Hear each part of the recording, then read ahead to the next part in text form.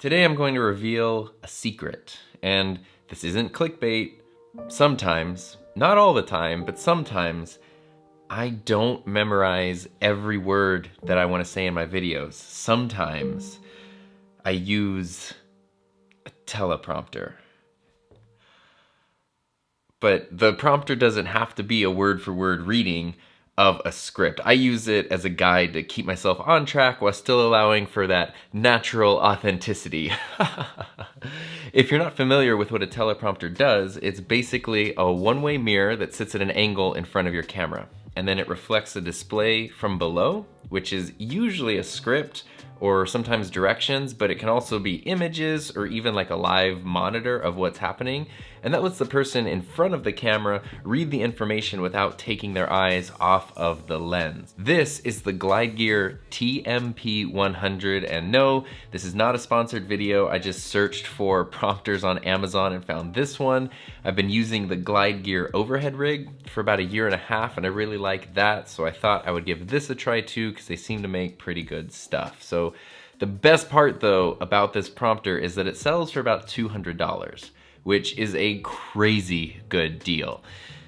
It's relatively easy to set up, and it includes a camera mount, the mirror, a blackout cloth to go around your camera's lens, and a holder for a smartphone or a tablet. It's made out of all metal and glass, and it seems like it'll last a while. I've been using it for about 6 months, and it's held up great. And just for reference, we use 3 professional teleprompters every day at work, and each one of those costs $1,700 individually. And granted, they each have their own built-in display, they have a much larger mirror, they have this super heavy-duty camera mounting system, but they also require a separate person to control the script from a connected computer.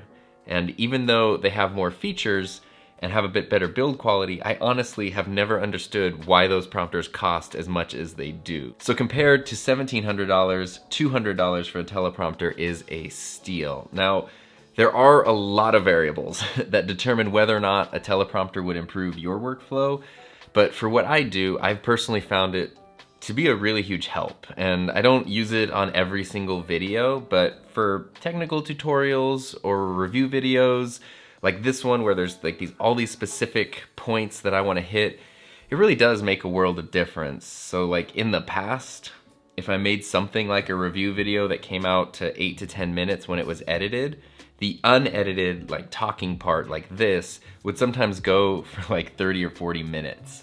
And the first time I used this prompter, that unedited footage came out to 11 minutes. Like 11. So it really saved a ton of time. And most importantly, it kept me on track and made sure that I hit every point in the video that I wanted to. But to be totally honest, the prompter itself is really only half of the equation. Good software is what actually makes it a usable tool, and I've been using an app called Prompt Smart Pro that costs about $20 in the App Store, and it works really well. It's actually much more reliable than the software that came with our Pro, more expensive prompters at work, but the best feature of the app is that it's voice activated. So that means you can use the prompter as a one-person crew, and the script will advance at whatever pace you read. That's just super duper helpful. And you don't necessarily have to even write a full script. You can just create bullet points and the app will advance the script whenever you say a specific phrase that's on the screen.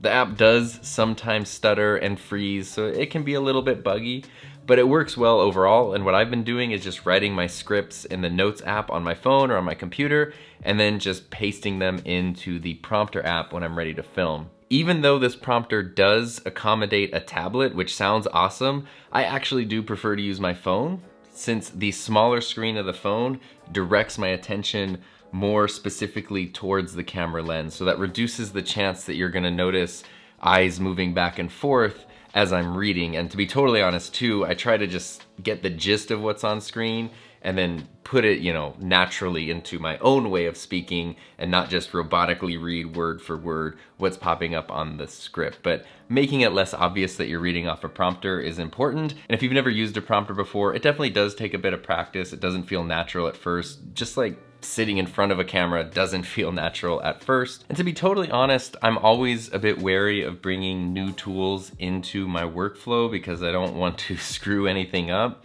But so far, this one has been nothing but positive, and kind of like I mentioned earlier, I don't use it for every single video. For example, something like the Mavic Mini review that I did, where I talked about this super cool little drone. There's no prompter on that, I just had some notes that I kind of went off. Some other videos or tutorials that I'm super well versed in, I just like to be more conversational in style. Even what I'm saying right now is not in the script, I'm just sort of saying things that I want to say. But there are definitely times and videos and projects where the prompter is a total lifesaver. So going off of that, if you've never written a script before, it's important to be careful with keeping things natural sounding. Sometimes we don't realize how different our language is when speaking versus writing, and I've heard people read very well-written scripts that sound completely unnatural. So if you're going to use a prompter, be sure to write a script in a way that will sound natural as you read it aloud. This might mean sort of bending some of the rules of grammar and language to be a bit more authentic, because you do want to sound like a genuinely authentic human and not some soulless robot.